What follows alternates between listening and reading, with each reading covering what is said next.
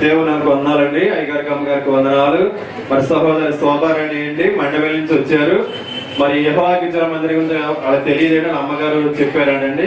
మరి సహోదరి సంతానం లేదు, సంతానం గురించి వాళ్ళ అమ్మగారు చెప్తే మందిరానికి వచ్చారంటండి. తైలాభిషేక పండుగకు వచ్చారండి. మరి తైలాభిషేక పండుగలో తండ్రి గారి చేతుల మీద గర్భఫలం లేని వారు పండు తీసుకున్నప్పుడు మరి సహోదరులు వచ్చి పండు తీసుకున్నారంటండి. మరి దేవుడు అద్భుతమైన కార్యం చేసి తనకి ఇప్పుడు 3వ నెల అంటండి. దేవుడు గొప్ప కార్యం చేశారు. మరి ఆర్థిక సమస్యలు చాలా అప్పుల భారం ఇబ్బంది పడుతూ ఉంటారంట. మరి ఇక్కడికి వచ్చిన తర్వాత అప్పులను కూడా తీరిపోయి అంటండి. దేవుడు సాక్షి ఇస్తున్నాను. దేవుడి సాక్ష్యం దేవించి చూడండి నిలబడుతున్న ఎంతది తప్పలు కొట్టండి. పిల్లల్ని ఎవరు భయపడవద్దు.